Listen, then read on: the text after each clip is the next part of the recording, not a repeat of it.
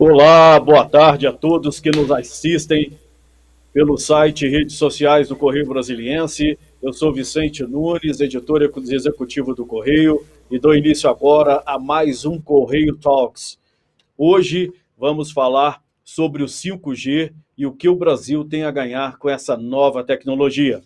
Este evento conta com o patrocínio da Nokia e está sendo transmitido ao vivo pelo site do Correio Brasiliense e também pelas redes sociais do jornal. Eu gostaria de informar a todos que estão nos assistindo que podem enviar perguntas aos nossos convidados por meio do formulário disponível no site correiobrasiliense.com.br/Correio Talks. Eu apresento agora os convidados de hoje, sejam todos muito bem-vindos. Vamos chamar primeiro o presidente da Agência Brasileira de Desenvolvimento Industrial, a BDI, Igor Calvé. Igor, seja muito bem-vindo. Obrigado, Vicente.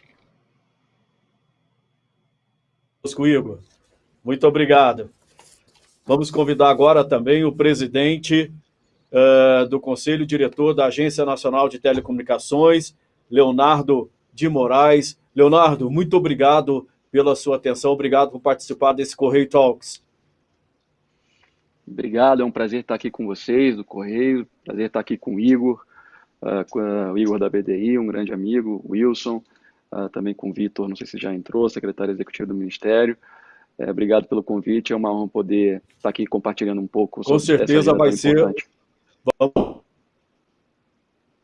Vamos ter um debate muito proveitoso. O Leonardo, eu vou pedir só para você ajustar um pouquinho o seu som, enquanto eu chamo os nossos outros participantes, por gentileza. Participa também hoje do nosso Correio Talks o secretário executivo do Ministério das Comunicações, senhor Vitor Menezes. Secretário, muito obrigado pela sua atenção. Não sei se o senhor já está conectado aqui conosco. O senhor está conseguindo me ouvir?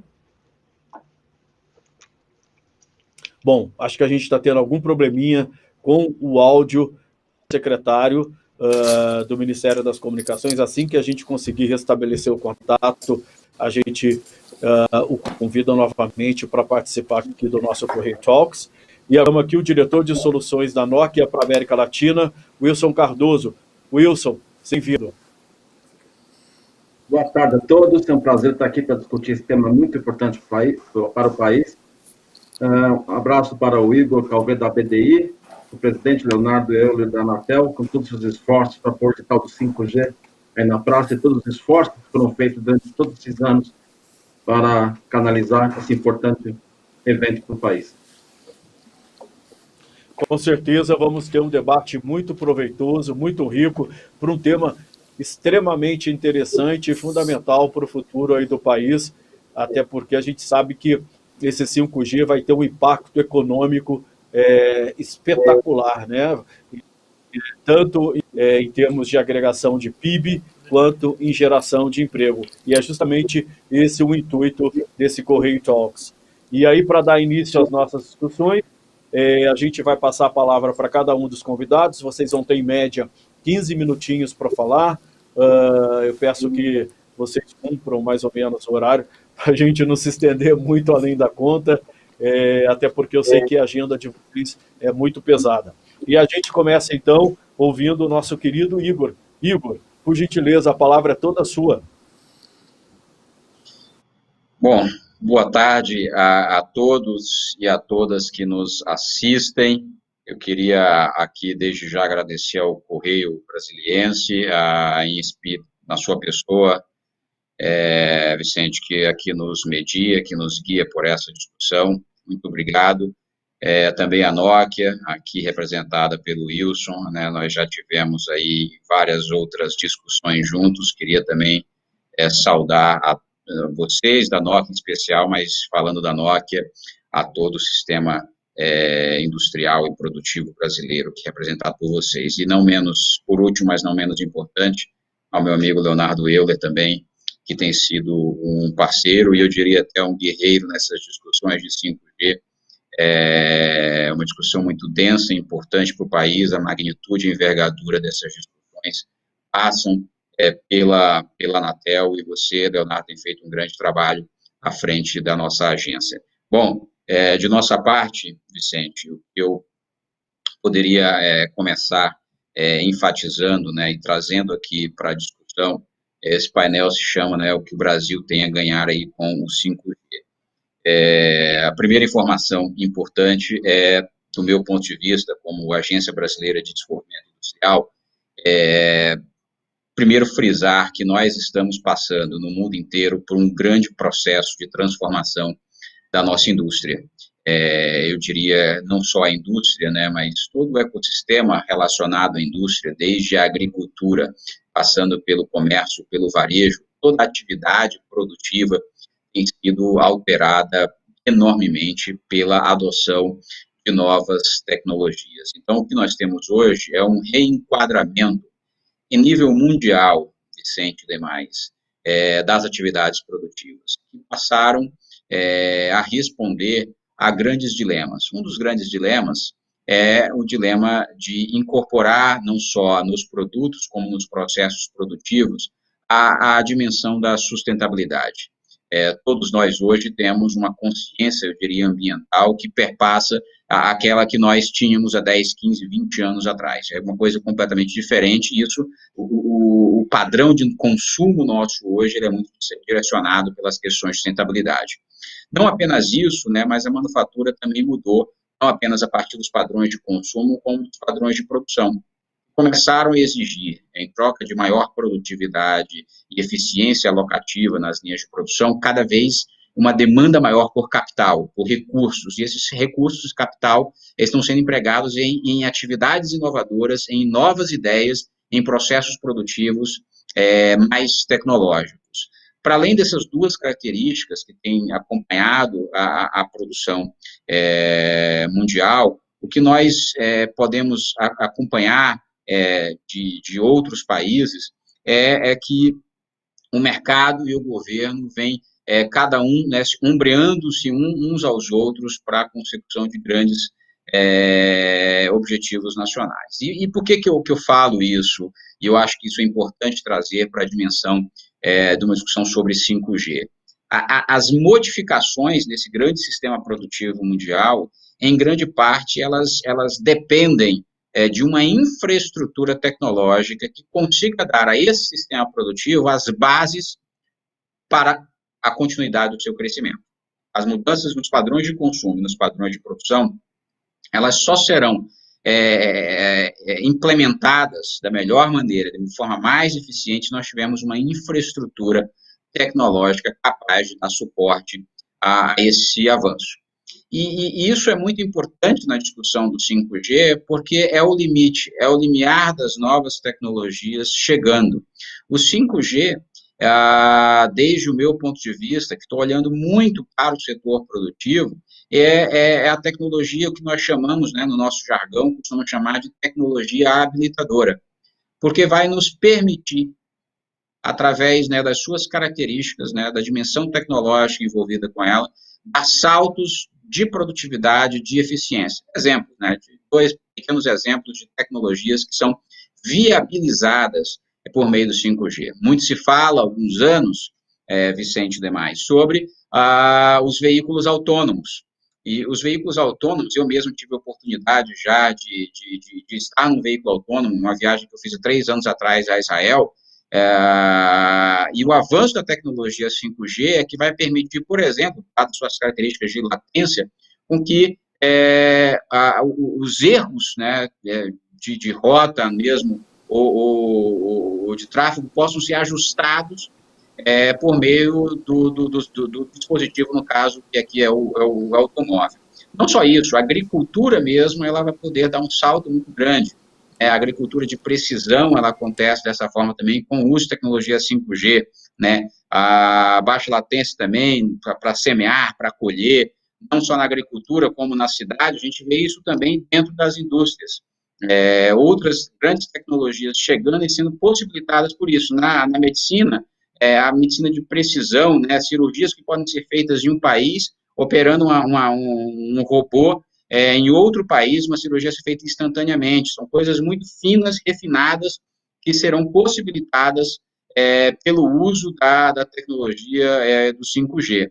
Isso tem um poder disruptivo, Vicente Demais, muito grande, e que o aproveitamento disso pelo Brasil, ele depende, em grande parte, né, do trabalho que a Anatel já iniciou e está fazendo, que é o de fazer a melhor regulação possível para permitir que não só os consumidores, né, as pessoas, indivíduos como eu e vocês, mas também as nossas empresas consigam aproveitar ao máximo essa tecnologia 5G. No último dia 12 de novembro, eu tive a oportunidade de assinar, junto com o Leonardo Euler, aqui presente também, um acordo de cooperação com a Anatel, para que nós pudéssemos realizar testes, Vicente, de desempenho, né, e convivência de dispositivos e antenas com tecnologia 5G. Isso é bastante importante, né, porque nós vamos capturar com esses testes informações sobre faixas de frequência, sobre latência e também demais características da tecnologia 5G, considerando diferentes ambientes de implementação e produzir informações relevantes para o tomador de decisão. Nesse caso, a Agência Nacional de Telecomunicações, que vão tomar, na verdade, eu acho que é um mantra até meu isso, né? Tomar as decisões, as melhores decisões com as melhores informações possíveis.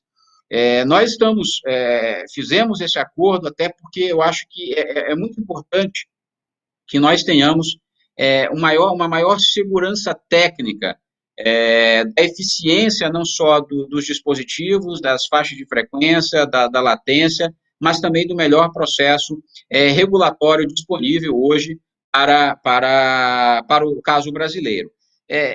Para as nossas empresas, né, a importância que eu vejo de um esforço conjunto entre duas agências relacionadas ou vinculadas ao governo federal é que, de certa forma, com as informações que serão geradas, nós teremos oportunidade de, inclusive, minimizar os riscos, né, e os custos, eventualmente, de implementação de várias dessas tecnologias. Para você ter uma ideia, isso já foi, inclusive, anunciado, o primeiro ambiente de implementação em que nós faremos isso será num ambiente dentro de uma indústria, né? Nós fizemos um acordo com a WEG, que é uma multinacional brasileira, a Nokia tem conhecimento disso também, e nesse acordo, né, os testes serão ali realizados, não sei, pelo menos em 3 diferentes dimensões.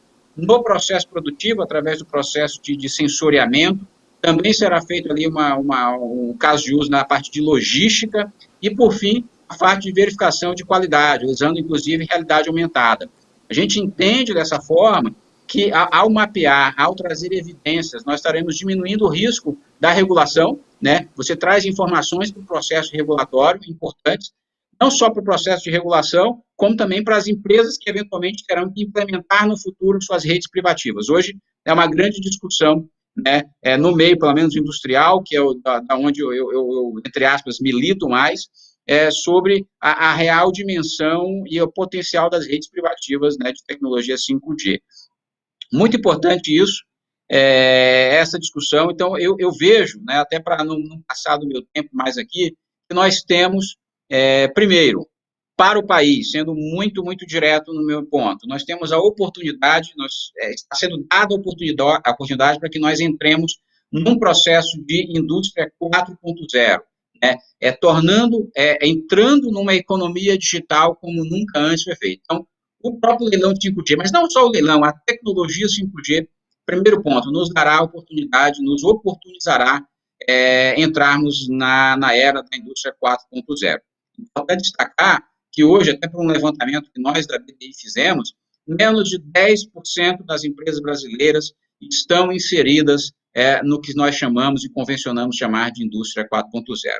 O segundo ganho que o Brasil terá, certamente, com isso, é deslanchar, né, uma série de inovações e de empresas de base tecnológica que farão uso da tecnologia 5G para produzir inovações. Eu entendo, isso é uma hipótese a ser armada, que com o 5G nós teremos uma avalanche de novas empresas surgindo, empresas de base tecnológica, fornecedoras de soluções e serviços a partir dessa tecnologia. Então, se por um lado nós vamos entrar numa grande tendência mundial com o 5G, nós também teremos um reforço da nossa base empresarial de inovação no país. E dessa forma, Vicente, até para concluir aqui a minha fala inicial, eu entendo que o Brasil não só tem a ganhar com inovação, mas a nossa produtividade, a eficiência do nosso processo produtivo tem muito a ganhar com isso. Para resumir tudo o que eu falei, eu diria que hoje, isso eu já repeti várias vezes, a melhor política industrial que nós podemos fazer é viabilizar, sim, o nosso setor produtivo. Obrigado. Ok, Igor, muito obrigado. Daqui a pouco a gente volta aí para os nossos debates, vamos ouvir os outros participantes. Lembrando que o nosso evento está sendo transmitido ao vivo pelo site do Correio Brasiliense, correiobrasiliense.com.br, também pelas nossas redes sociais, e esse evento conta com o patrocínio da Nokia. Agora eu gostaria de convidar para fazer a sua participação, fazer a sua palestra aqui, o nosso querido Leonardo de Moraes, presidente do Conselho Diretor da Agência Nacional de Telecomunicações, a Anatel. Vamos lá, Leonardo, por gentileza, a palavra é sua. Obrigado, Vicente. Eu espero que vocês estejam me ouvindo bem, em razão de uma restrição. Ouvindo você muito bem. Que bom. Uma razão de uma restrição aqui no firewall do link enviado, eu entrei então pelo celular, mas espero que a comunicação esteja em condições razoáveis. Eu entendo que segurança é tudo, né, Leonardo? Exatamente. Mas, novamente, eu queria reiterar meus cumprimentos iniciais ao presidente da BDI, o Igor Calvé, com quem tivemos a oportunidade recentemente de celebrar um acordo de cooperação realmente importante, que a gente pode realmente depois abordar melhor. Cumprimentar você e todos os colegas dos Correios, cumprimentar sobretudo aqueles que estão nos acompanhando, cumprimentar ainda o Wilson pela Nokia e o secretário Vitor. Vicente, se o 4G mudou a vida das pessoas, o 5G irá remodelar a sociedade e, como bem disse o Igor, os meios produtivos. Então não se trata apenas de mais um G, né, mas nós falamos de um guarda-chuva que envolve e potencializa muitas outras tecnologias. Portanto, não se trata apenas de aumento de velocidade conforme ocorreu na transição da terceira para a quarta geração. A tecnologia de quinta geração ela tem outras facetas e notadamente aquelas que são relacionadas com a internet das coisas, chamadas IoT, no acrônimo em inglês. Tanto para internet das coisas para fins massivos, como agricultura de precisão, por exemplo, quanto internet das coisas para aplicações que requerem uma menor latência. Significa isso, são sensíveis ao atraso. Esse vocábulo que o Igor utilizou na sua fala inicial. Então, de forma que essa transição para o 5G, uma tecnologia que é preciso dizer ainda está na sua primeira infância, mas é um catalisador da inovação e de novas tecnologias como inteligência artificial, como robótica, como realidade aumentada. Então, essa é a razão pela qual o Igor com propriedade colocou que o 5G é uma tecnologia habilitadora de outras, inclusive, tecnologias. Então, nós estamos a falar aqui de uma rede crescente de dispositivos conectados e associada a uma incrível capacidade computacional proporcionada cada vez mais pela nuvem, e aí com insights provenientes da análise de Big Data e da inteligência resultantes do próprio aprendizado da máquina. Então, é por isso mesmo que a internet das coisas e o 5G como principal gateway, a principal porta de entrada para a internet das coisas, esse ecossistema da internet das coisas, em diversas verticais, deverá ser ainda mais impactante para a economia do que foi a introdução do serviço móvel celular, que transformou a forma como as pessoas se comunicam diariamente. Nós pensarmos aí, Vicente, em estágios de conectividade, eu diria que o primeiro estágio que nós tivemos foi o estágio de conectar os domicílios, no final da década de 90, com a desestatização do setor de telecomunicações. Nós temos hoje, né, praticamente 68 milhões de residências, com voz fixa. O segundo estágio foi conectar as pessoas com telefonia móvel celular. E agora nós entramos num novo ciclo de conectar as coisas. Então a gente deixa de falar de milhões, né, 207 milhões de habitantes, para falar de bilhões ou de ordem de bilhões. Como eu disse, o 5G ele pode ser compreendido como principal gateway de internet das coisas no mundo, da indústria 4.0, em razão também da da densidade de dispositivos que podem estar conectados. Para que tenhamos apenas uma ordem de grandeza, no 4G nós temos um potencial de ter 10 mil dispositivos conectados por quilômetro quadrado. No 5G nós já falamos algo da ordem de 1 milhão de dispositivos por quilômetro quadrado. Isso no agrobusiness faz uma diferença muito significativa. 2 mil hectares, por exemplo, são 2 mil quilômetros quadrados, 100 quilômetros de raio. Então, operar uma colheitadeira, por exemplo, numa operação 24/7, vai ser cada vez mais importante, e o 5G vai permitir isso com uma taxa de confiabilidade muito superior. Portanto, quando a gente projeta a utilização dessa tecnologia nas áreas de transporte, de agricultura, de energia elétrica, produção industrial, segurança, enfim, serviços de saúde, a gente logo chega à conclusão que nós vamos estar falando realmente da ordem de bilhões e bilhões de dispositivos conectados. Evidentemente, é preciso tempo para desenvolver todos esses novos conceitos, inclusive aqueles relacionados até a operação de rede, algumas questões bastante técnicas aqui que talvez não caiba explorar muito detidamente, como network slicing, fatiamento de rede ou auto-organização da rede, são características muito intrínsecas do próprio 5G.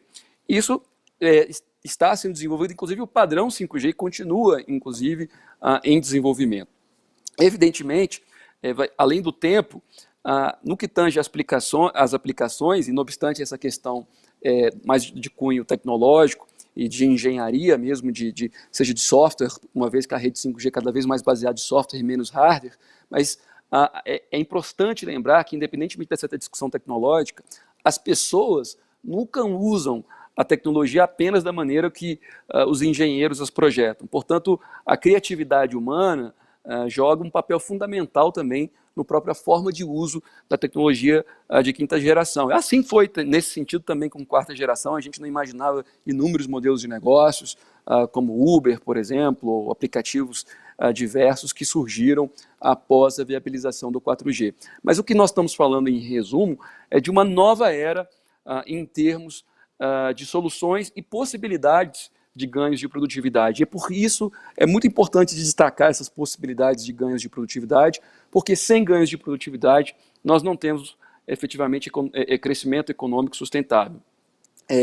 Há o acordo de cooperação técnica, inclusive, que a Anatel celebrou recentemente com a BDI, além de derivar do bom diálogo institucional, também decorre do reconhecimento da importância e do desenvolvimento da implantação das chamadas redes privativas, redes com cada vez mais empresas com seus processos não só automatizados e robotizados, mas também fazendo todo esse processamento na nuvem, com conectividade digital, notadamente aqueles processos relacionados a controle logístico, a sensoriamento, a monitoração, automação, enfim, as necessidades da chamada indústria 4.0.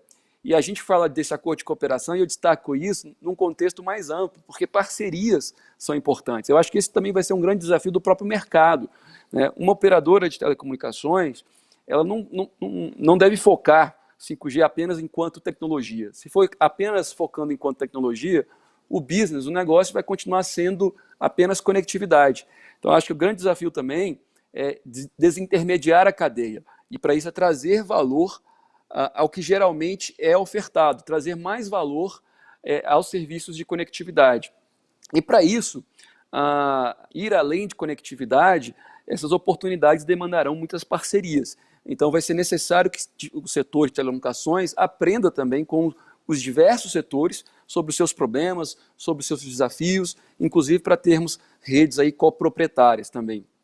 E nesse sentido, eu destaco isso porque nesse mundo da internet das coisas que nós falamos há pouco, ninguém tem o conhecimento fim a fim, né? A gente precisa, então, conectar esse mundo de especialistas para oferecer esse serviço fim a fim. No âmbito da Anatel, nós estamos trabalhando realmente num edital bastante complexo, num edital que ficou popularmente conhecido como edital do 5G, o leilão do 5G, mas a Anatel não leilou a tecnologia. O que a Anatel faz, na verdade, é oportunizar o direito de uso de radiofrequência. E aí nós teremos muitas radiofrequências que serão disponibilizadas nesse edital vindouro, que deve ser realizado ainda no primeiro semestre do ano que vem. já passou por consulta pública. Esse edital contempla diferentes faixas, tanto faixa de 700 MHz, uma faixa mais baixa, a faixa de 2.3 GB, e duas faixas em particular, que é a faixa de 3,5 GHz e a faixa de 26 GHz, em particular a primeira mencionada, 3,5 GHz, que são a principal porta de entrada para o 5G, em razão do ecossistema de equipamentos que já foi desenvolvido nessa faixa.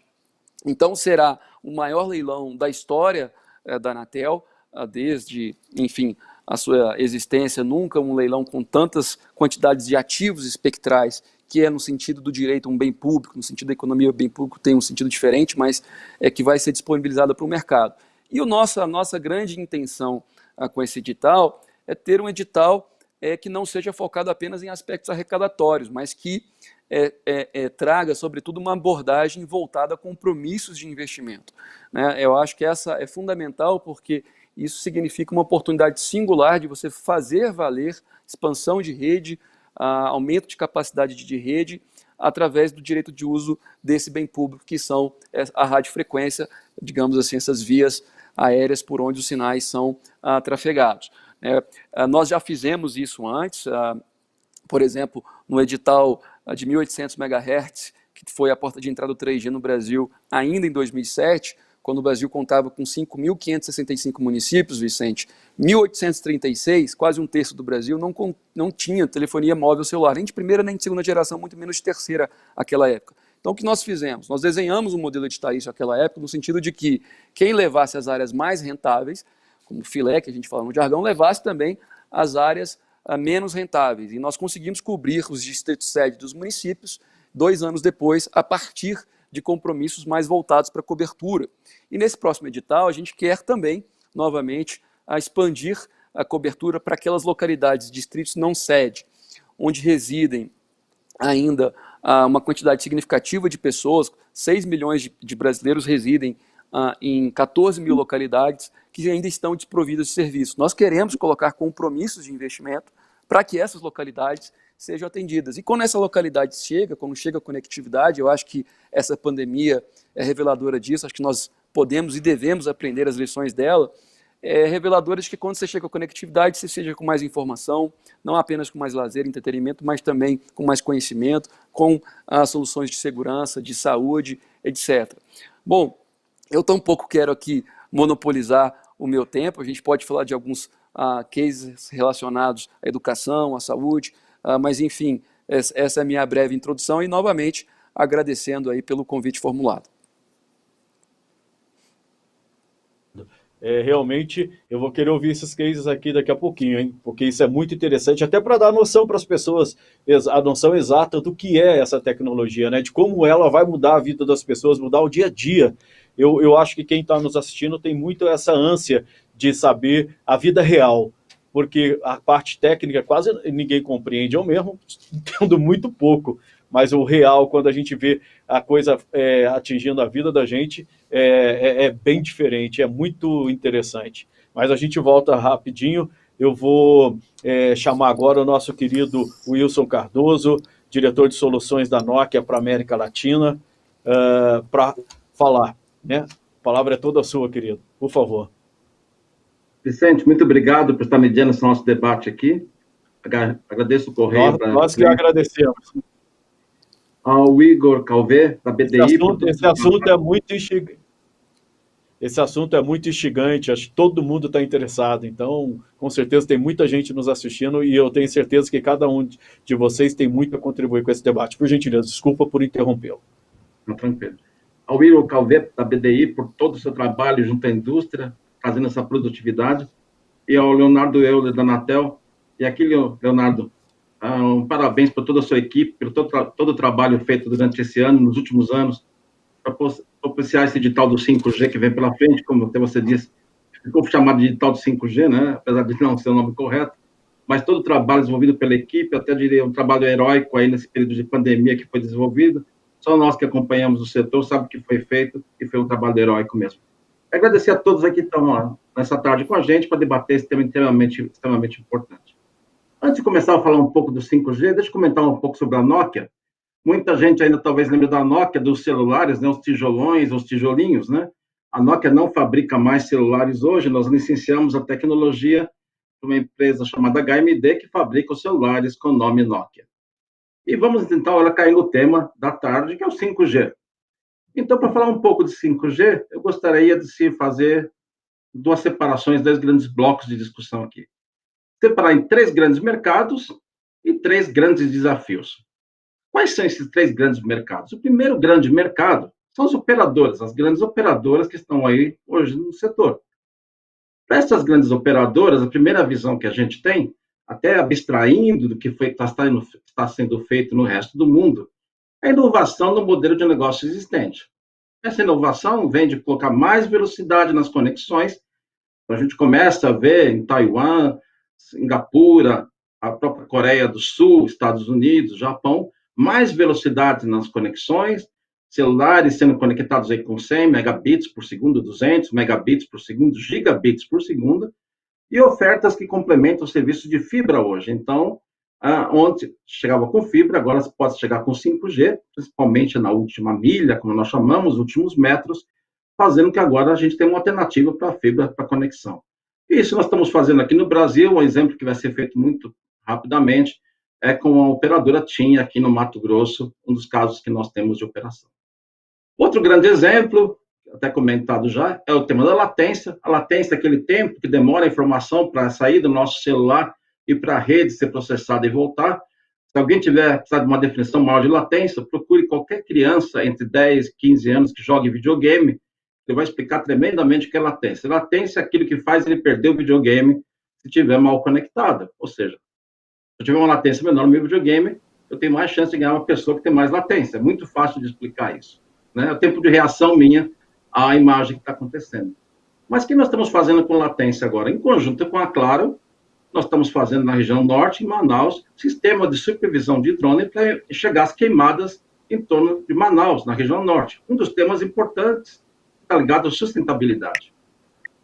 O terceiro ponto, que vai vir com mais dispositivos conectados. Quando a gente fala de mais dispositivos conectados, a gente pode caminhar, talvez futuramente, para a saúde, onde nós vamos poder ter sensores de pressão, sensores de temperatura, sessões de glicemia, tudo isso conectado, e talvez nós vamos caminhar para grande parte da saúde, que é a prevenção, né? Quando a gente fala de prevenção na saúde, é fundamental, e isso é um novo limiar, um novo patamar, quando a gente fala de saúde e em termos de saúde. Combinando tudo isso, vem um tema que é o Network Slicing. O que é o Network Slicing? O fatiamento de rede. Quando eu construo uma rede 5G, eu não estou construindo uma rede única. Na verdade, eu estou construindo uma rede que ela pode ser fatiada. E cada fatia dessa pode ter características de qualidade de serviço, de velocidade, de segurança, distinguidoras de pequeno porte, as PPPs. As prestadoras de pequeno porte hoje respondem por 1/3 do mercado brasileiro de banda larga fixa. Com o 5G, as prestadoras de pequeno porte vão poder aumentar a oferta de banda larga, complementando a fibra existente. Vão poder ter novas receitas. Um exemplo disso, que nós vamos buscando na Nokia, é fazer com que essas prestadoras de pequeno porte entendam 5G, entendam as possibilidades do 5G e o que elas podem fazer com o 5G. Em novembro agora, com uma operadora de pequeno porte, uma prestadora de pequeno porte, a Americanet, aqui no interior de São Paulo, através de uma das frequências que devem estar no edital de frequências, 26 GHz, nós conectamos um telefone celular fornecendo 4 gigabits por segundo de conectividade. Quem de nós hoje tem 4 gigabits em um telefone celular ou numa banda larga fixa? Ninguém.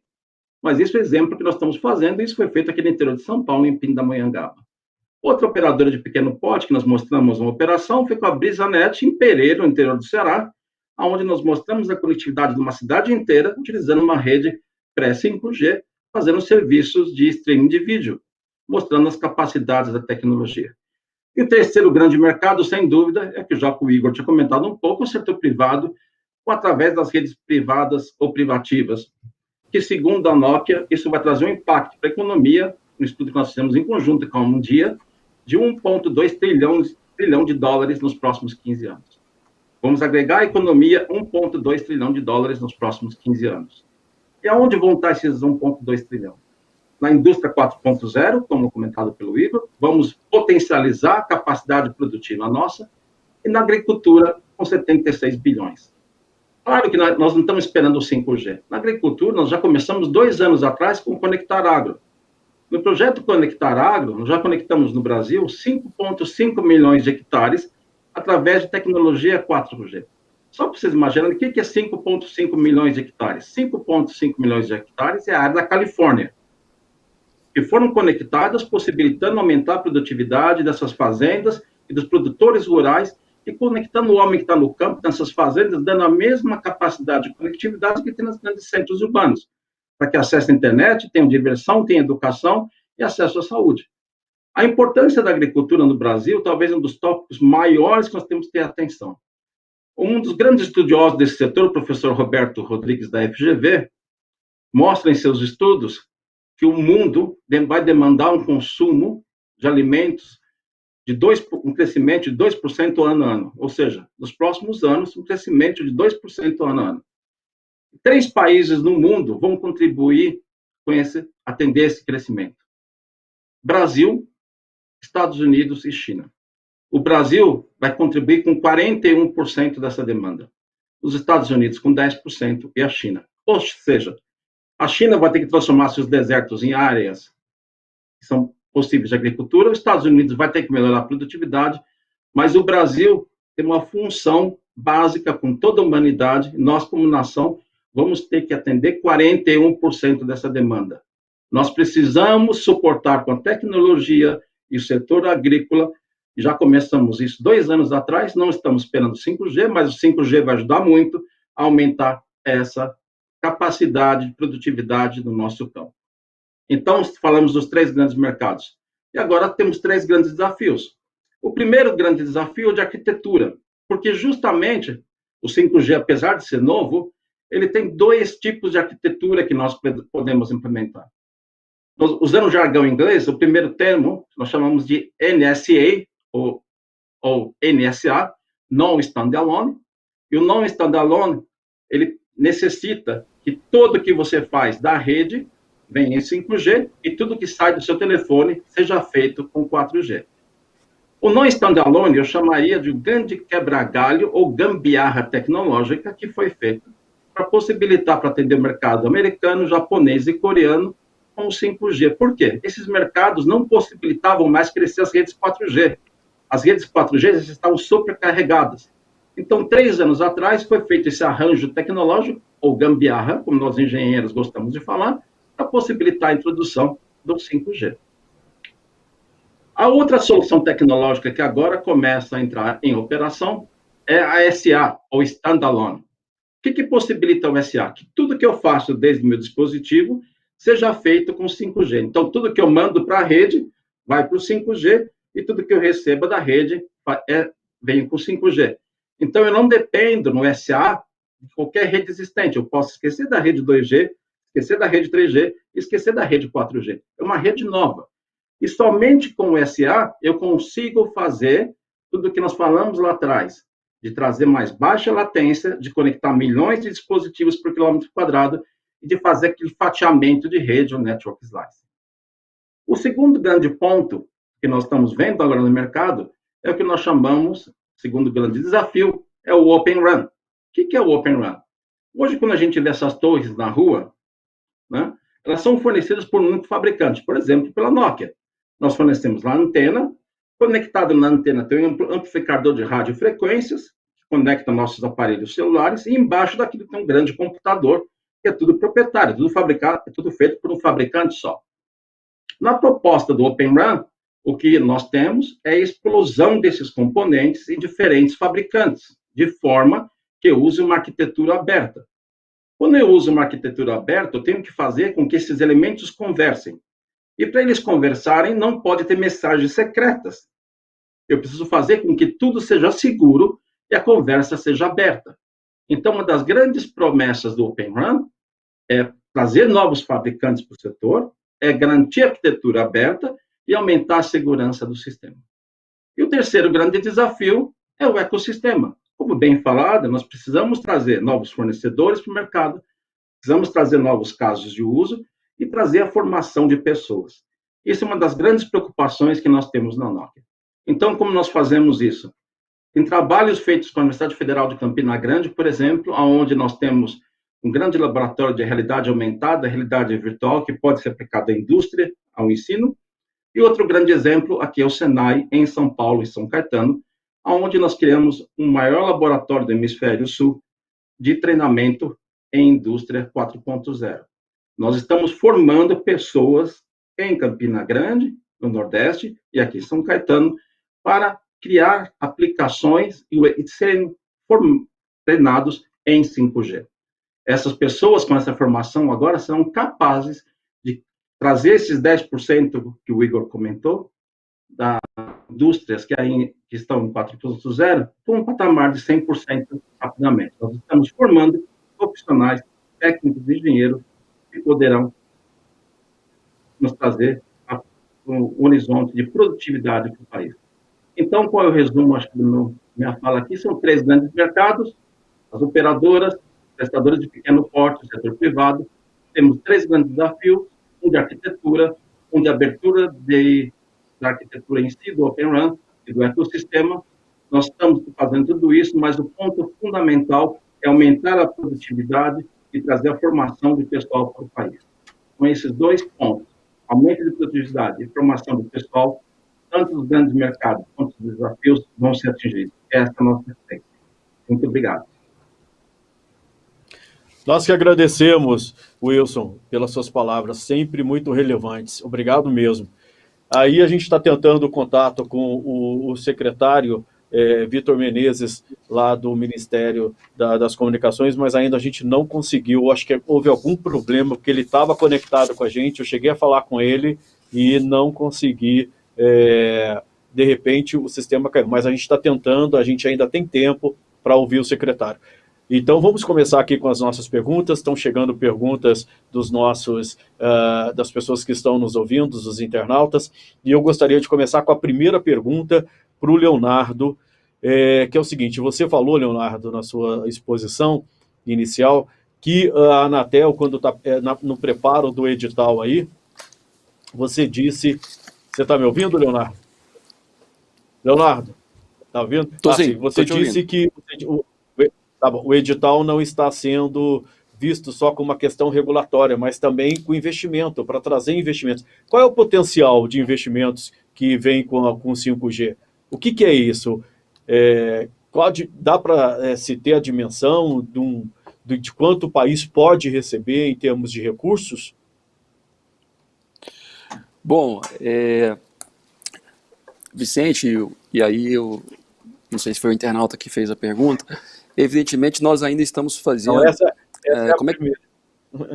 Essa é a primeira. Você quer continuar ou quer que eu já Não, essa primeira é minha, que eu quero te dizer, não é a do internauta, não. Vamos nessa.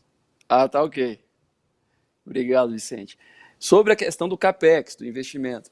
Então, toda vez que a Anatel ela vai disponibilizar o direito de uso do espectro, como eu disse, desse bem público, nós fazemos o que nós chamamos de um plano de negócios hipotético, no qual nós projetamos receitas, despesas, custo de capital, geralmente definido pelo custo médio ponderado de capital próprio e ponderado de capital de terceiros, e também o CAPEX. Todos esses dados, nós estamos fazendo os primeiros levantamentos, eles ainda são com sigilosos, porque eles serão submetidos ao crivo do Tribunal de Contas da União, que tem, após o envio desse plano de negócios, um prazo para se manifestar a respeito dessa precificação. Evidentemente, a gente pode tomar como exemplo os investimentos que as prestadoras têm feito nos últimos anos, né, que são da ordem de dezenas e dezenas de bilhões de reais. O 5G, ele tem 2 questões. Ao mesmo tempo que ele também é muito intensivo em investimento, intensivo em CAPEX, ele vai necessitar, na faixa de 3,5 GHz, quando comparada às faixas atualmente disponibilizadas, um maior número de antenas, de sites. Por quê? Porque como a faixa é mais alta, aí na engenharia o lambda dela é diferente das faixas mais baixas. Significa que as condições de propagação não são tão boas quanto as faixas mais baixas de radiofrequência. Então, por essa razão, isso vai demandar mais investimentos por parte das apressadoras em relação àquilo que tem sido feito historicamente. Contudo, é bem verdade que parte do 5G, ele começa no padrão que o Wilson colocou, no padrão não standalone, ou seja, ele passa no padrão com core de rede 4G e vem em cima com aprimoramentos de software. Mas, enfim, por causa dessa maior quantidade de antenas, e é por isso também que a Anatel tem interagido com diversos municípios no Brasil, inclusive aqui no Distrito Federal nós tivemos uma interação, lá em Belo Horizonte também já interagimos, em Porto Alegre também, que teve uma lei muito boa, porque alguns municípios têm legislações municipais muito restritivas à instalação de antenas. E isso acaba prejudicando esse próprio investimento, esse próprio CAPEX. Em São Paulo, por exemplo, Vicente, tem há 2 anos quase que nenhuma operadora consegue formalmente uma autorização, uma expedição de licença para instalação de antena. Isso acaba por prejudicar questões relacionadas à cobertura e qualidade do serviço. E é essa a razão pela qual a gente tem interagido fortemente com esses municípios. Recentemente também foi publicado um decreto que traz uma aprovação tácita no caso de não envio da resposta do município, que se chama de silêncio positivo, que também é um fator muito importante. Mas, novamente, além dos compromissos de investimento que nós queremos exigir e que serão ainda averiguados pelo próprio Tribunal de Contas da União nas redes de acesso, ou seja, fazer essa cobertura, nós queremos também pensar na rede de transporte. O que eu quero só tentar exemplificar aqui, Vicente? Se você pensar numa rede de telecomunicações, você pode pensar na rede de acesso como uma torneira, mas você precisa, essa torneira, por mais bonita que ela seja e brilhante, ela precisa de um encanamento para levar água até essa torneira. Então, essa infraestrutura desse encanamento, por assim dizer, é a infraestrutura de transporte que nós, tecnicamente, chamamos de backhaul, backbone no Brasil. Dos 5.570 municípios do Brasil, quase 1.500, aproximadamente 1.500, dos municípios que não têm fibra ótica chegando até a sede do município estão no norte e no nordeste. 27% estão no estado de Minas Gerais. Então, são 1.500 municípios, sendo mais de 50% dele nessas regiões que eu mencionei. Por isso, também nós queremos colocar nesse edital compromissos com essas redes de transporte. Porque, novamente, quando nós tínhamos um transporte para a rede de 3G, esse transporte não era necessariamente um gargalo, mas com a quantidade de informações que são enviadas através da rede 5G, as redes de transporte também ganham uma importância crescente, as redes de transporte de alta capacidade, razão pela qual também nós vamos, ao invés de ter uma abordagem arrecadatória, ou seja, apenas exigir um dinheiro que vai para um fundo específico, em razão do direito de exploração da radiofrequência, nós vamos exigir investimentos também para cobertura e também investimentos relacionados à rede de transporte. Entendi. Obrigado, Leonardo. Agora eu vou passar então a pergunta para o Igor. Existe uma tecnologia específica para a indústria e para o campo, ou o 5G abrange todo mundo?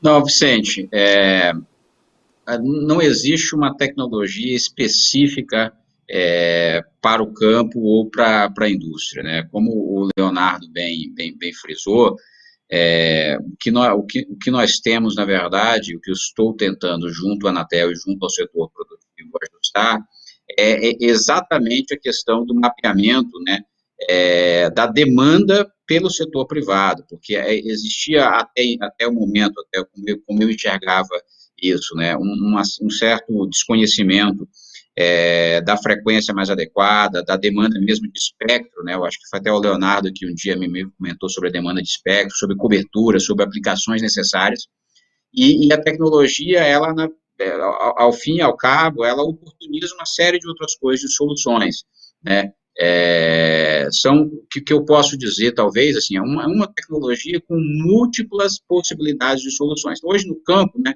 para lembrar, talvez, o que o Wilson começou falando, hoje, dados do IBGE dão conta de que nós temos 93% dos agricultores no Brasil têm um smartphone. E hoje, no mundo, os dados até 2020, é que nós teríamos mais de 70 milhões de dispositivos conectados no campo.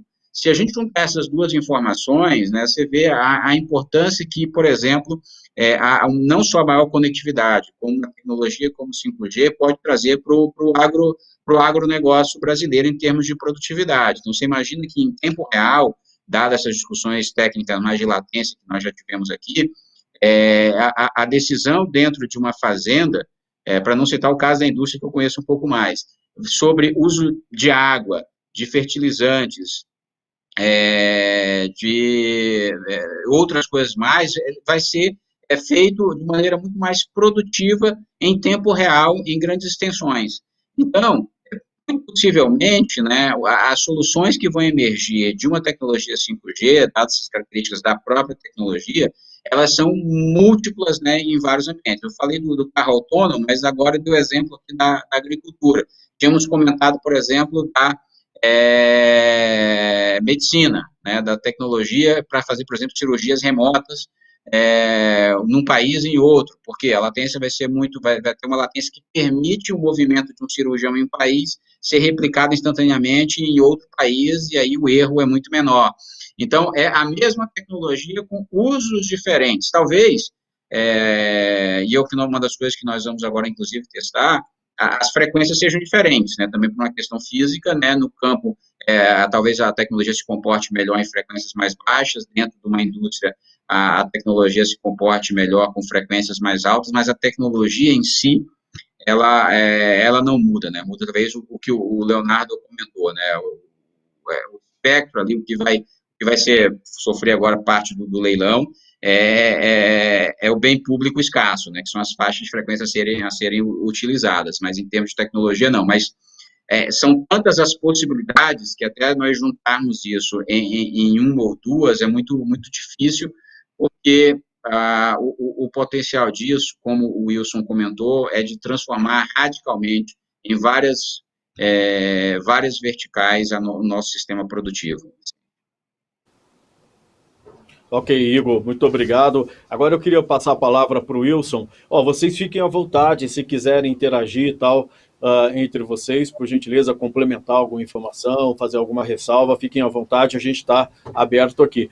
Wilson, você falou que a tecnologia 5G pode agregar aí até 1,2 trilhão de dólares à economia. Como é que está o Brasil hoje nesse contexto? O Brasil vai pegar uma fatia disso? Esse número que você falou só se refere ao Brasil ou é ao mundo? E você falou também sobre a necessidade de formar mão de obra. Como que você qualifica a questão da educação no Brasil para isso? Vicente, obrigado pela pergunta, até esclarecendo. Esse 1,2 trilhão de dólares é no Brasil. É o impacto do 5G no PIB, as verticais no Brasil, né? Essas verticais vão desde a indústria, passam pela agricultura, passam por saúde, educação, todos os setores. Então, nos próximos 15 anos, com o 5G, deve ser agregado na economia, no produto interno bruto, 1,2 trilhões de dólares. Sem 5G, deixamos de agregar 1,2 trilhões, justamente por esse aumento da produtividade. Então, um exemplo que eu posso te dar, quando você agrega um 5G numa mina, estação de ferro, por exemplo, você economiza 36% de combustível. A mina pode operar 7 por 24, porque não precisa mais de um pessoal operando os caminhões dentro da mina. Eles podem estar comodamente sentados no container, operando os caminhões por joystick, os caminhões podem ser autônomos, as pessoas somente supervisionam os caminhões. Esse ganho de produtividade que a gente tem que dar. Vou citar outro exemplo de ganho de produtividade, que é extremamente interessante. Por exemplo, eu coordeno toda a cadeia logística, desde a colheita até a chegada no porto para exportação de agricultura. Então, eu faço a colheita, já vou coordenando as quantidades de caminhões que eu preciso no caminho, a rota desses caminhões, a chegada do navio no porto, de forma que eu não preciso gastar muito tempo com silos no caminho. Imagina a vantagem competitiva que nós teríamos com a adoção dessas tecnologias. Então, isso é fundamental. Um dos grandes problemas que nós já tínhamos identificado e que nós começamos, foi uma iniciativa que nós até puxamos, foi a formação de mão de obra. Então, até de criar 2 polos, um no Sudeste e outro no Nordeste, foi para justamente ter a possibilidade de trazer a tecnologia para o Brasil de forma até precoce. Né? Nós trabalhamos com essas 2 instituições, com a Campina Grande já faz 3 anos, e aqui com o Senai mais recentemente, 1 ano e meio, mas de criar a possibilidade de formar esse pessoal. O nosso plano com o Senai a nível Brasil é de formar 60 mil pessoas nos próximos 2 anos. É um número substancialmente grande técnico que nós vamos ter. além de acordos que nós estamos buscando para celebrar com a comunidade europeia, especificamente a Finlândia, para que a gente possa criar mais mão de obra aqui no Brasil. Claro que nós precisamos que as pessoas tenham uma base mínima de conhecimento para que eles possam agressar nesse mercado.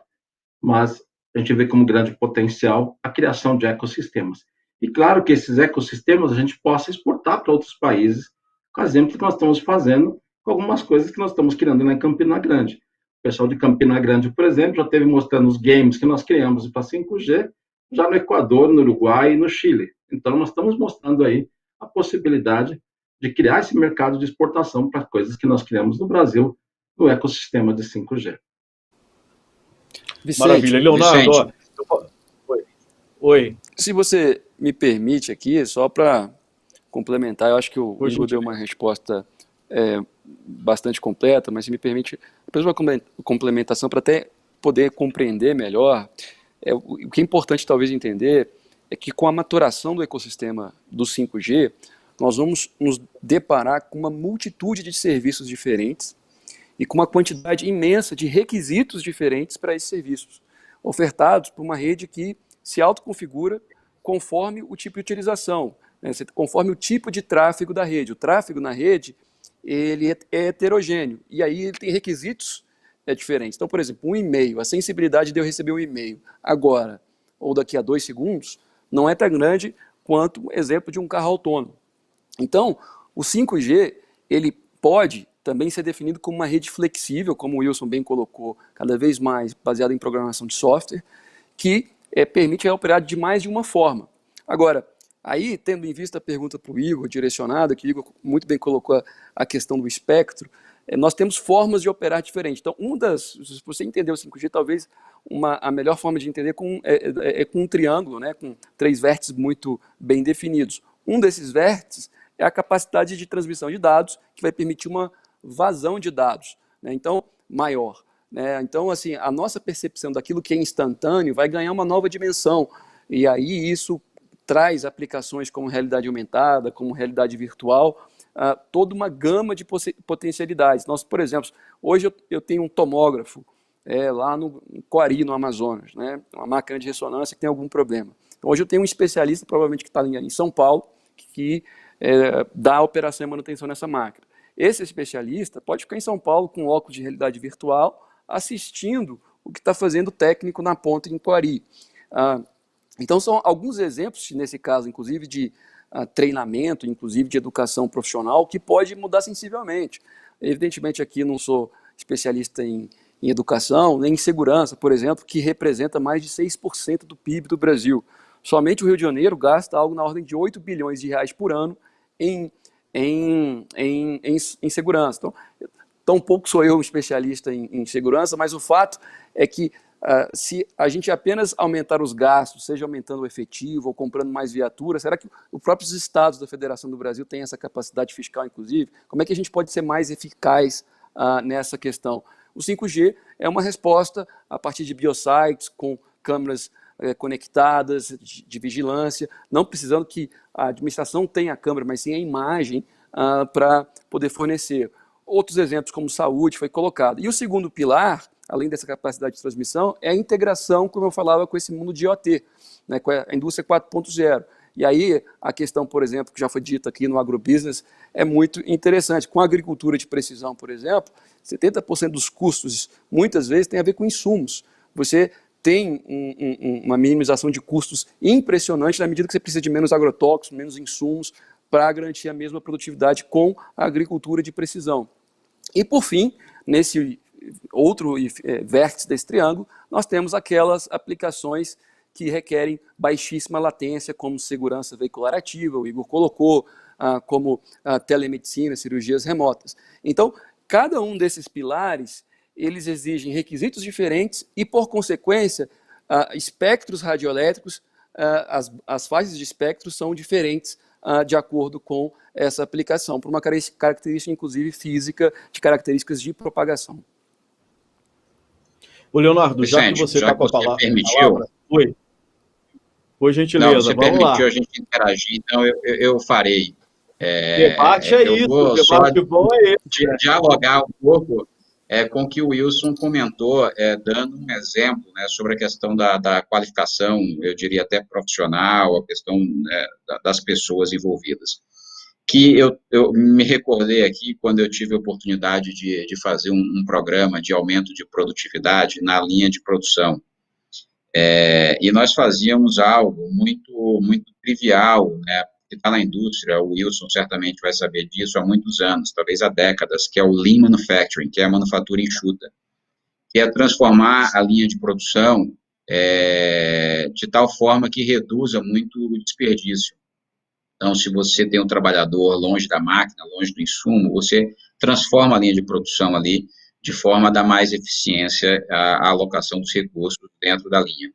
E vocês vão entender por que eu estou trazendo esse exemplo, porque até quando nós fizemos o programa, nós vimos claramente que com a inclusão de uma tecnologia de processo, nós conseguimos aumentar a produtividade. Então, o meu pensamento muito lógico, né, seguinte foi, vamos colocar mais tecnologia, vamos colocar sensores. E assim nós fizemos, colocamos sensores, algumas empresas continuaram aumentando a sua produtividade, mas outras não aumentavam. E aí a minha pergunta era, por que com a inclusão, né, de mais tecnologia não houve aumento de produtividade? A resposta me surpreendeu muito, né, e que conecta com o que o Wilson estava comentando. Todos nós hoje temos um smartphone, um tablet, alguma coisa nesse sentido. As informações que chegavam para o operador na linha de produção, no seu smartphone, no seu tablet, elas não conseguiam ser lidas da maneira correta e muito menos ser insumo para a tomada de decisão produtiva.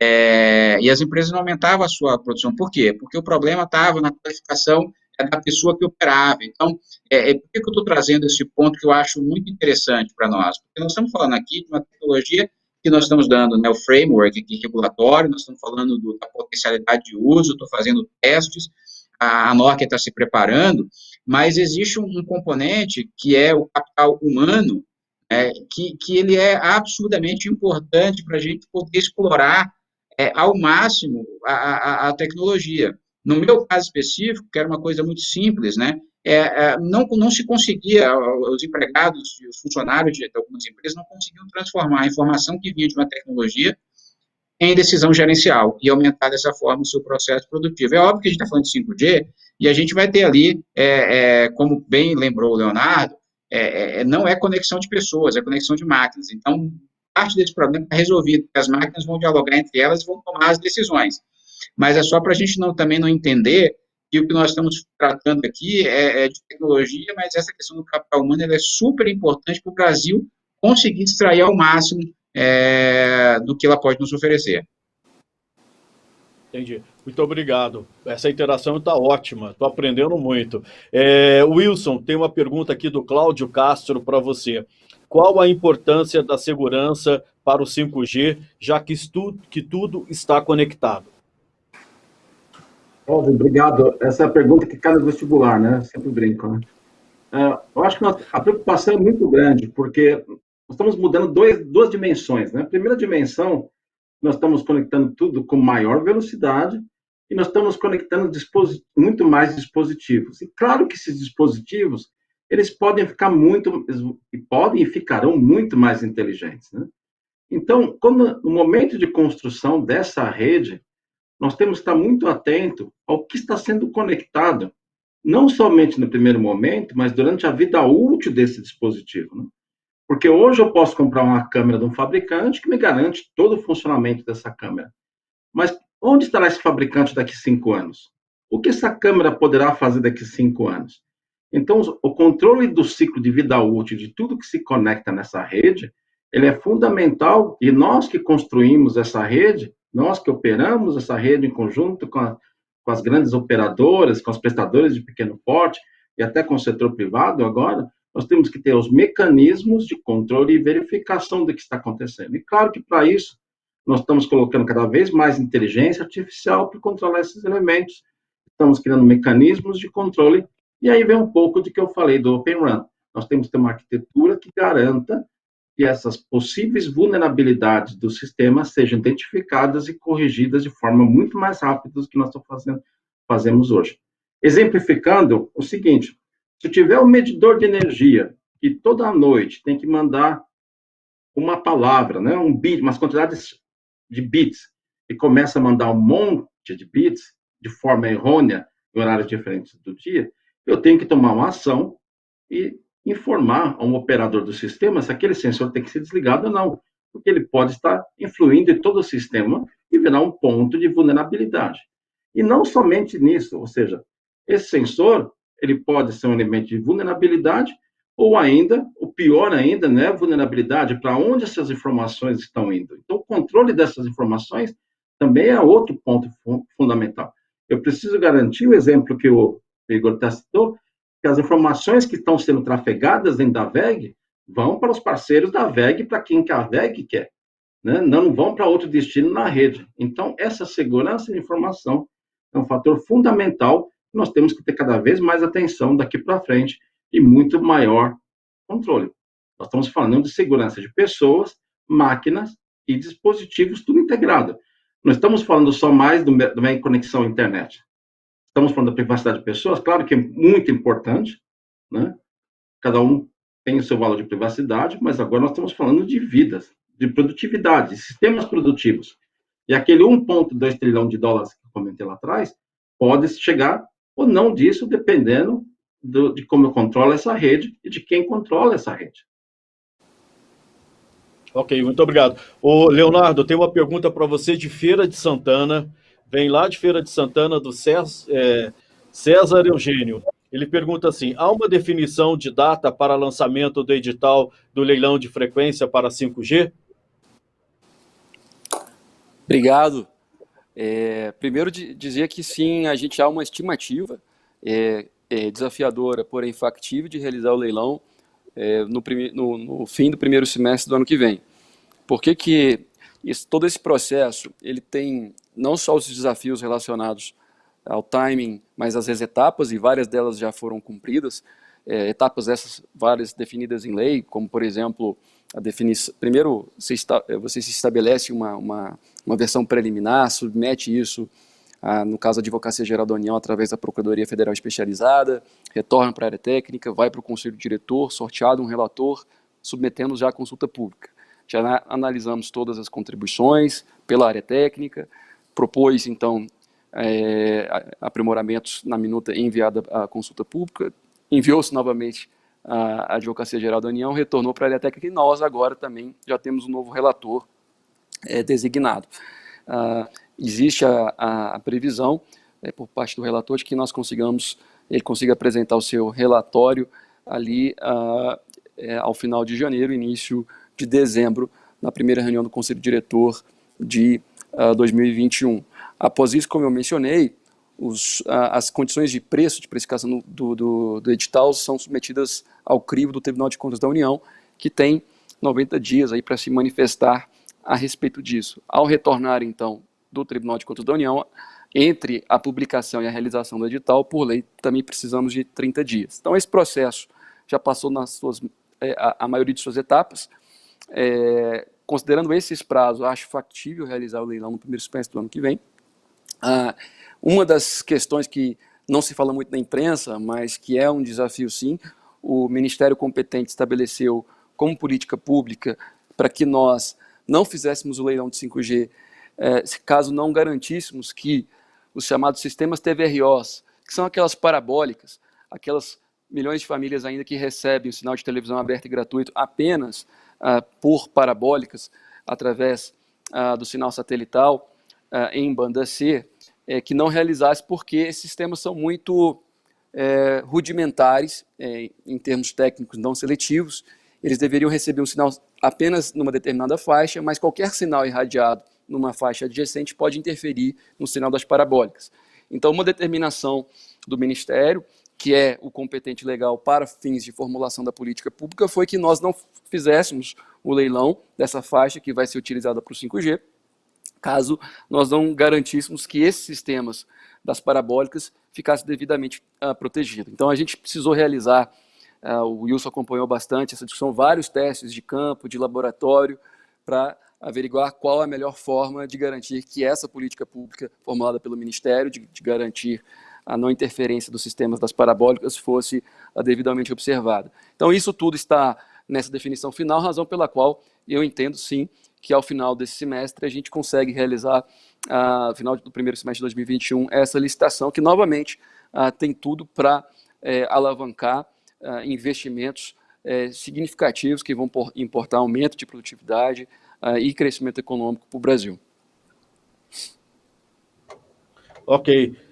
Só para checar, você falou que o relator, acho que você falou, ele tem prazo para entregar ou o relatório dele no fim de janeiro ou início de fevereiro, porque eu falou dezembro, é início de fevereiro, né? Perdão, início de fevereiro digamos que é o prazo com que ele está trabalhando. Evidentemente, ele pode requerer mais prazo, mas a gente espera que com isso ele entregue. Agora, é preciso dizer também que as operadoras já começaram a explorar o que se chama 5G, mas 5G DSS, Vicente. É o 5G conhecido como Dynamic Spectrum Sharing. O que significa? Com a revisão das regras de certificação e homologação procedida pela Anatel dos módulos de 5G esse ano, as operadoras começaram a lançar o sistema 5G DSS. O que é isso? É utilizar a frequência pela qual passam os carros 4G, por assim, e utilizar uma habilitação para o 5G. É como se você pegasse essa frequência que hoje é utilizada 4G e pegasse parte dela apenas para o 5G. Isso é feito por meio de software, como foi dito, e uma das formas como é feito isso é já aproveitando esse investimento já realizado das prestadoras.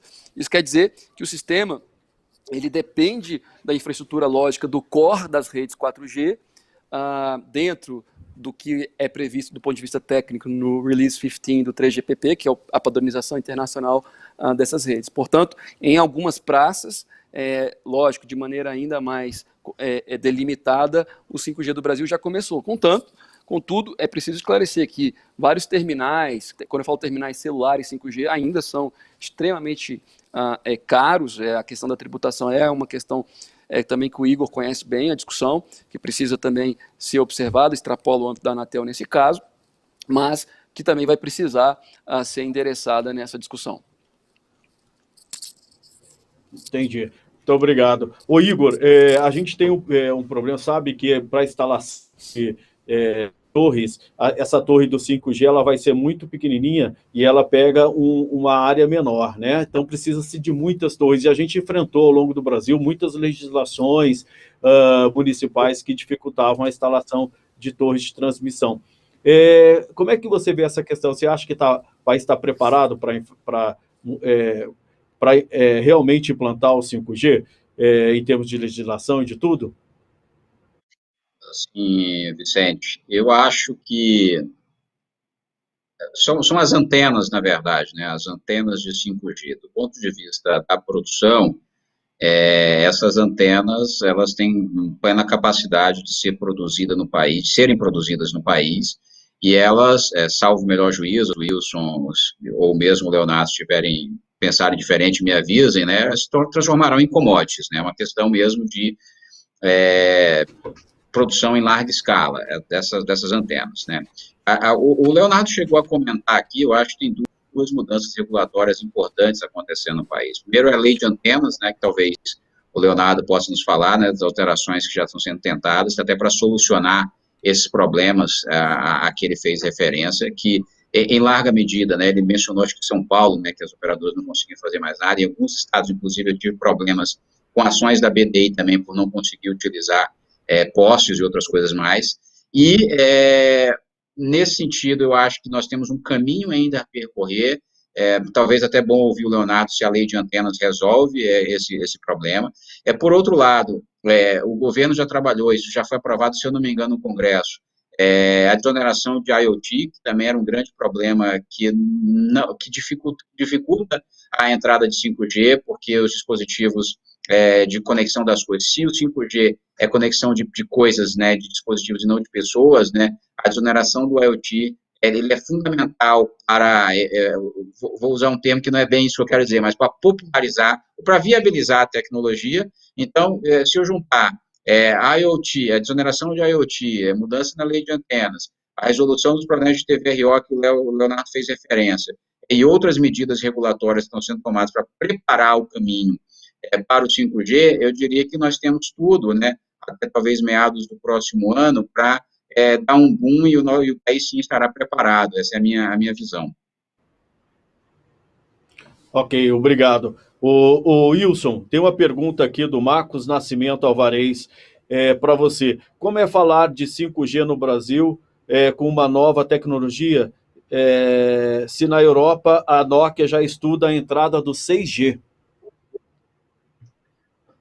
Uma excelente pergunta, mas nós sempre vivemos de ciclos tecnológicos que acontecem a cada 10 anos, né? Então, falar de 6G hoje não significa que nós vamos colocar 6G para funcionar no ano que vem. Nós estamos falando de 6G, que possivelmente em 2030 começar as primeiras redes 6G. O que nós temos hoje é o 5G, que começa ainda, até como o Leonardo colocou muito bem, esse passo de evolução tecnológica. O 5G ainda nós vamos ter um longo caminho de evolução. O 5G ainda não está completamente especificado. Né? Quando nós falamos de milhões de dispositivos por quilômetro quadrado, a especificação técnica disso deve ficar pronta no ano que vem ainda. Então, nós temos um longo caminho pela frente de 5G. O 6G é para 2030. Só como nós, como indústria, nós temos que pesquisar, né? Isso não é nem desenvolvimento, é pesquisa mesmo, do que vai ser o 6G em 2030. E nós temos que começar hoje, porque é um ciclo de desenvolvimento realmente de 6, 7 anos. Assim como nós começamos o 5G, mais ou menos em 2014, 2013, que eu já venho falar de 5G. Logo, logo nós vamos falar de 6G também, não tenho dúvida. É outro mundo, é outro universo, é outro tipo de conectividade.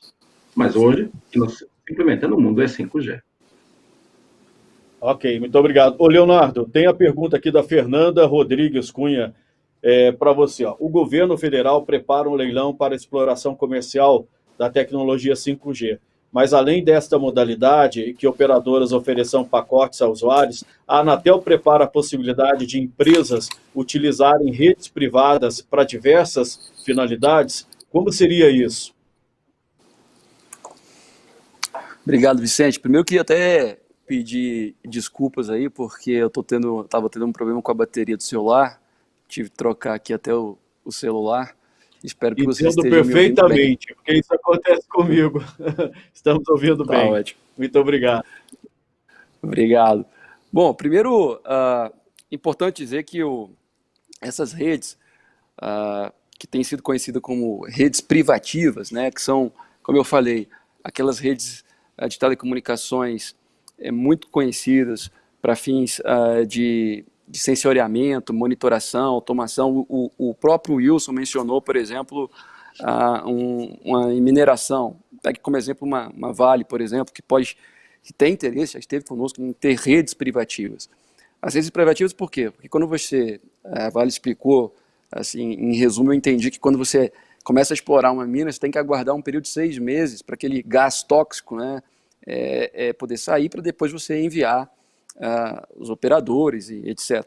E na medida que você tem, então, máquinas autônomas, como a gente mencionou, uma sensibilidade muito alta ao atraso, portanto a latência tem que ser abaixo de 1 milissegundo, essa latência, a velocidade de resposta após o comando ser dado, significa então que você pode, não precisa aguardar esses 6 meses, você pode mandar as máquinas fazendo os primeiros trabalhos. Então a Anatel já disponibilizou diversas faixas de radiofrequência para operações de redes privativas.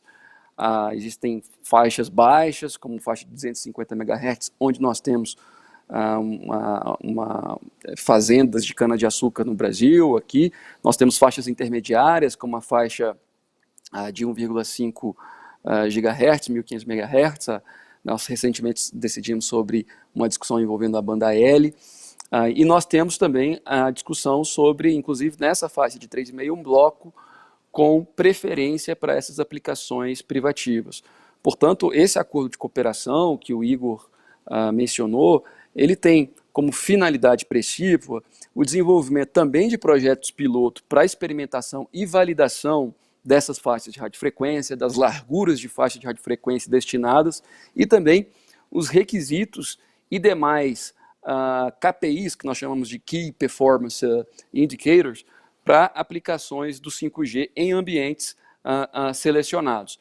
Então, eu entendo que com isso a gente está ajudando a própria indústria, seja a indústria do agro, seja a indústria, a agroindústria, seja a indústria de, enfim, de manufatura mais fina, a identificar aquelas radiofrequências. Isso, acho que isso é extremamente necessário, esse diálogo, porque cada país tem uma realidade industrial peculiar e, portanto, os requisitos em termos de radiofrequência, em termos também de aplicações tecnológicas serão diferentes de acordo com, digamos, as características intrínsecas do parque industrial instalado e potencial de cada um desses países. A pergunta aqui do Clevers Lourenço de Abril, ela vai para o Wilson e para o Igor. O Brasil tem potencial para produzir a tecnologia 5G? Porque hoje a gente sabe que isso está restrito a poucas empresas no mundo. Como é que é isso? Começando por você, Igor.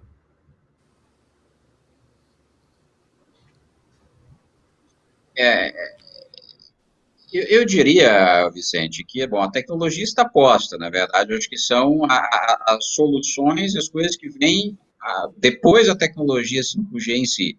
O que está sendo hoje pesquisado, como o Wilson falou, já é o 6G, né? Então, outros ainda falam de Wi-Fi 6, né? O pessoal, quando a gente começa a falar de 5G, começa a surgir 300 outros assuntos também de tecnologia. Nós temos capacidade plena, eu acho, em todo o ecossistema.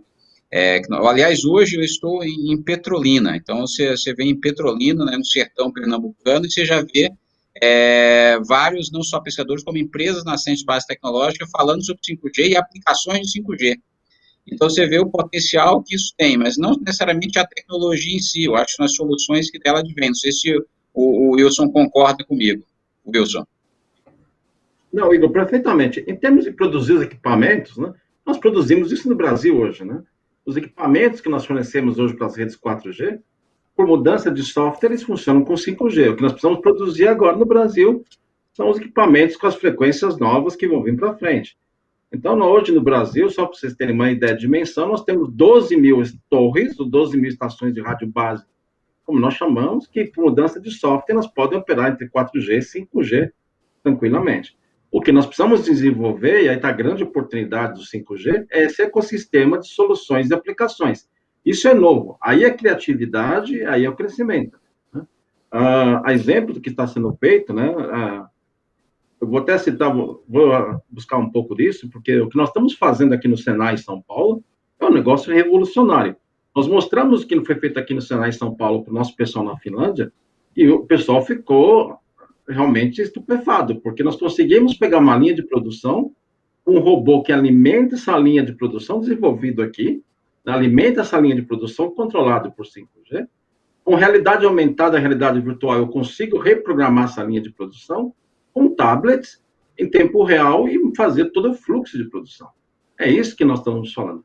E a gente fala muito dessas redes privativas, né? A gente até pegando o gancho do presidente Leonardo, essas redes privativas, elas são fundamentais para a gente fazer a produtividade. E claro que essas redes privativas, elas vão ter que estar interligadas com as redes das grandes prestadoras, das operadoras. Porque uma rede privativa, claro que ela tem a sua natureza, mas se eu controlar, é fundamental que eu saiba quanto eu estou produzindo de ferro, por exemplo, porque eu preciso do sistema logístico para frente para transportar esse ferro. Eu preciso saber qual é a demanda, eu preciso integrar com os sistemas de Customer Relationship Management, de CRM, CRP, tudo por trás. Então, uma rede, ela só tem valor, só está integrada com as outras redes. É aí que eu vou ampliando o valor e vou ampliando a produtividade. E é aí que eu vou agregando valor. É aí que eu preciso de inteligência e formação de pessoal para fazer a integração de todas essas redes. É uma rede 5G? É uma rede 5G. Mas, na verdade, nós temos vamos ter várias redes 5G de diferentes funcionalidades que vão ser integradas, e aí sim nós vamos dar esse pulo de produtividade. É isso que nós precisamos buscar como nação. E eu volto naquele ponto da agricultura. Como país, né, nós temos obrigação como indústria, mas acho que como país, como nação, nós vamos ter que alimentar o mundo. E isso ainda com o viés de proteção ecológica. Então, nós temos uma grande responsabilidade pela frente. Já fizemos isso nos últimos 30 anos e tenho certeza que vamos conseguir fazer nos próximos 30 anos. E, claro, com a agricultura de precisão, trazendo mais inteligência para o campo ainda. E, claro, fomentando as nossas indústrias para produzir essas máquinas para o campo. Não somente para o campo, mas para mineração, para logística, tudo isso. Esse ecossistema que nós precisamos desenvolver, e nós temos gente capaz de fazer isso no Brasil, então precisamos unir todos os esforços. Ok, o nosso tempo está quase se esgotando, Leonardo. O Luiz Carlos Antunes e o Gabriel Silva e o Vicente Nunes estão querendo que você apresente aí alguns cases que você falou no início, que iria citar de educação e outros setores aí já de 5G. Você pode falar para a gente de forma rápida aí? Obrigado, Vicente, Luiz Carlos. Acho que alguns eu acabei mencionando. Vou pegar só o gancho, então, nessa última fala aqui do Igor e do Wilson, é que, evidentemente, o Brasil tem uma grande oportunidade de desenvolver aplicações em cima dessa tecnologia, o que significa também que a gente não possa desenvolver algumas facetas desse guarda-chuva de possibilidades que é aberto, né? Por exemplo, na faixa de 250 MHz, hoje nós temos uma empresa brasileira que desenvolveu em 2 faixas de radiofrequência uma solução, novamente voltado para a solução, nessa faixa de frequência de 250 MHz. A maior fazenda de cana-de-açúcar do mundo, a Fazenda São Martinho, lá foi implementada uma solução por uma empresa eminentemente brasileira, uma solução brasileira, nesse caso de 4G, que pode depois evoluir para o 5G. Mas, como eu disse, as pessoas nunca usam a tecnologia apenas da maneira que os engenheiros as projetam. Portanto, a criatividade sempre joga um papel fundamental, como foi bem dito. E aqui é essa criatividade relacionada às aplicações que nós não podemos deixar de observar. O agrobusiness, como bem colocado pelo Wilson, significa 1/4 do PIB do Brasil, é um terreno fértil para o desenvolvimento de aplicações nesse sentido.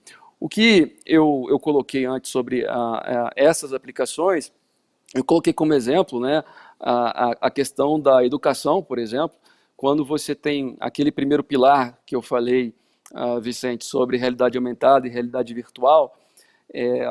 Então, como é que nós podemos, aquele pilar de maior throughput de dados, né? Como é que nós podemos pensar assim, em educação, em reduzir o gap educacional, fazer esse catch-up? Talvez a única estratégia não possa ser a construção de mais escolas junto com a formação de mais professores.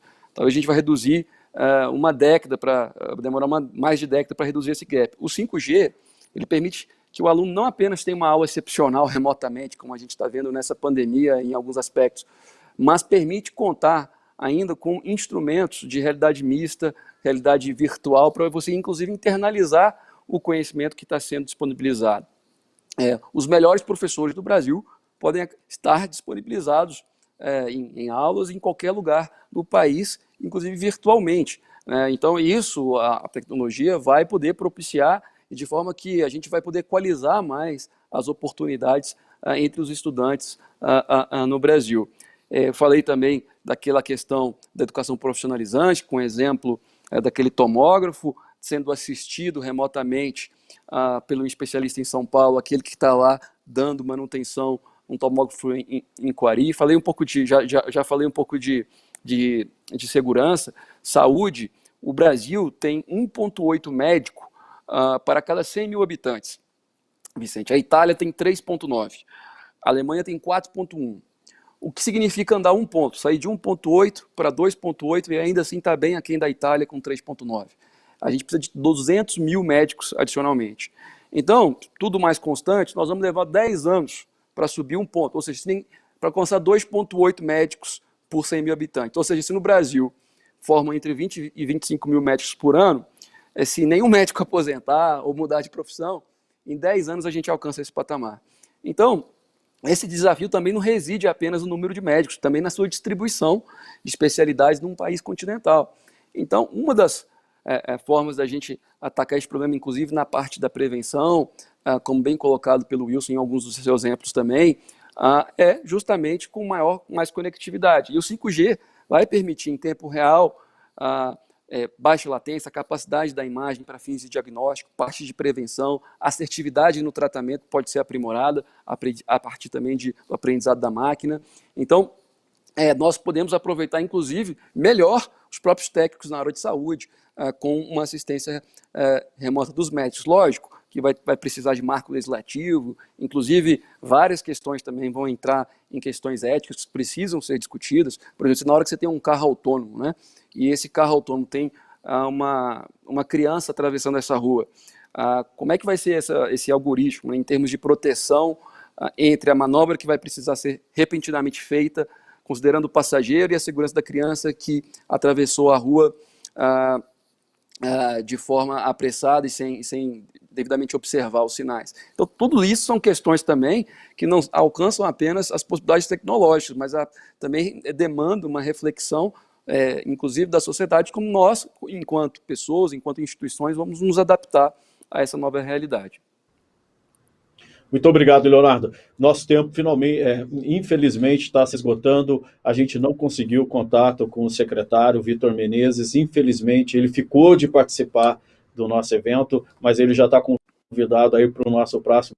E eu queria agora passar para vocês a palavra para as considerações finais, começando com você, Igor, por gentileza.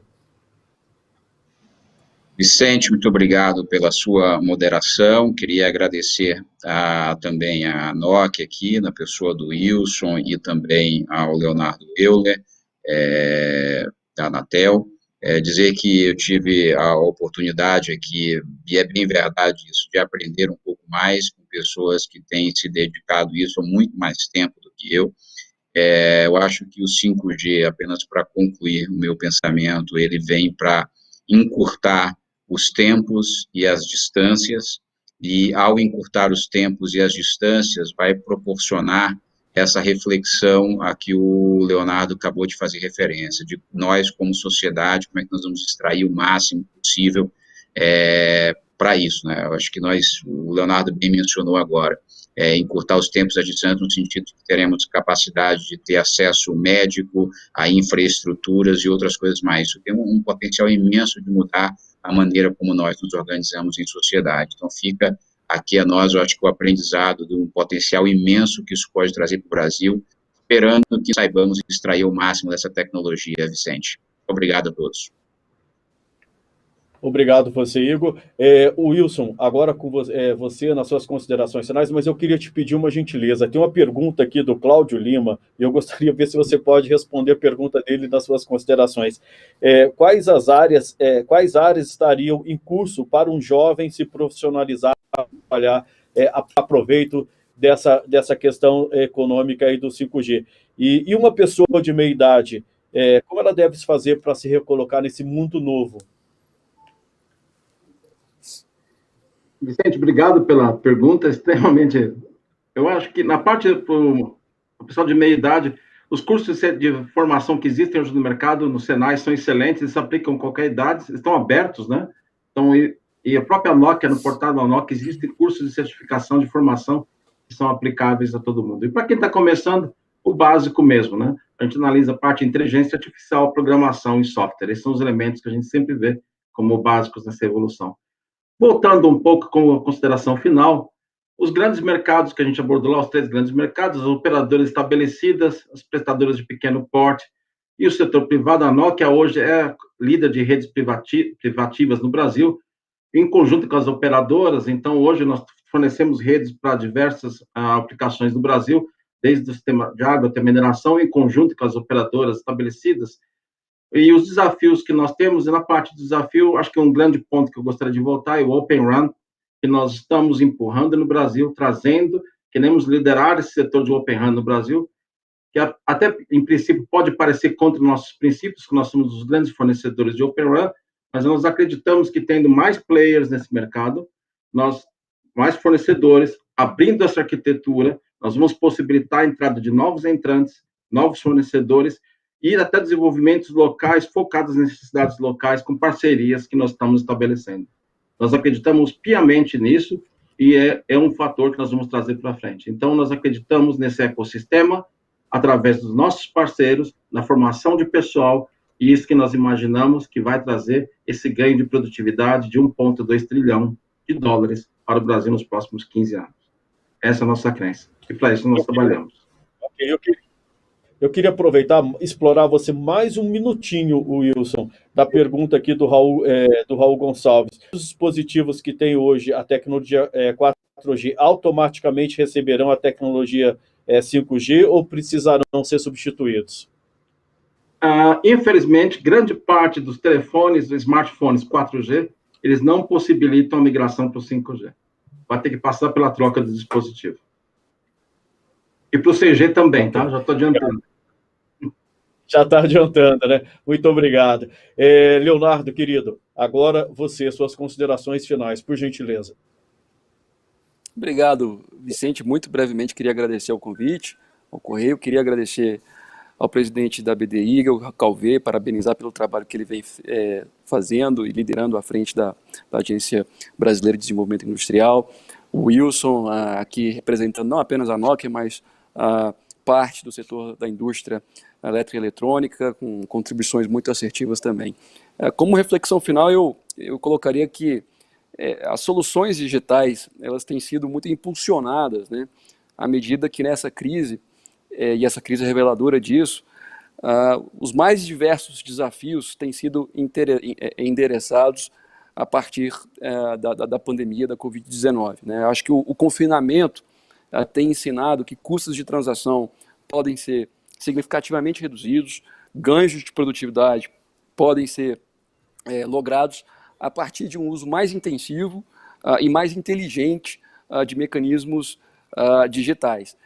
E para muito além disso, né, a gente está falando de possibilidades de distribuição de renda, de inclusão social, de provimento de saúde e de educação que ganharam aí, eu acho que um novo impulso, ou novos contornos, né, a partir das soluções digitais que têm sido incorporadas aos diferentes processos. O próprio Estado brasileiro tem descoberto meios mais eficientes, inclusive de promover políticas públicas alcançando ou amparando os mais vulneráveis. Né? A forma de distribuição e de implementação do Corona Voucher, mediante aplicativo da Caixa Econômica Federal, aliás, cuja a utilização nem é descontada das franquias dos consumidores, é também exemplificativo disso, como o Estado pode alcançar mais rapidamente as pessoas, e assim o fez durante a pandemia. Então, eu acho que, mais do que nunca, a inclusão digital passa a ser compreendida não apenas como uma chave econômica, mas, sobretudo, como uma chave social, né, como um instrumento de cooperação, de solidariedade. Portanto, nós trabalhamos que esse edital do 5G não tenha apenas um caráter ou arrecadatório ou tecnológico. Nós precisamos, evidentemente, ter objetivos de expansão de rede, de expansão de infraestrutura de rede, para que nós possamos democratizar esse acesso e não aumentar o gap digital. Eu acho que esse tipo de debate ele é muito importante e colaborativo para que a gente alcance esse propósito. Meus agradecimentos aqui novamente e deixo um abraço virtual a todos aí. Leonardo Moraes, presidente do Conselho Diretor da Agência Nacional de Telecomunicações, Anatel, muito obrigado pela sua presença aqui no Correio Talks, por todas as suas colocações realmente esclarecedoras. Quem nos assistiu, com certeza, aprendeu muito hoje. Igor Calvé, presidente da Agência Brasileira de Desenvolvimento Industrial, BDI, também muito obrigado. Mais uma vez, o Igor sempre colaborando com a gente, é nosso brother, né, Igor? Obrigado. E o nosso querido Wilson Cardoso, diretor de soluções da Nokia para a América Latina. Obrigados a todos. Esse foi o Correio Talks, que hoje mostrou o que o Brasil tem a ganhar com o 5G. Agradeço a todos que assistiram e aproveito para convidar a leitura da cobertura do nosso Correio Talks hoje amanhã na edição impressa do jornal Correio Brasiliense, também no nosso site, correiobrasiliense.com.br. E sigam o Correio Brasiliense nas redes sociais. Boa tarde, muito obrigado a todos.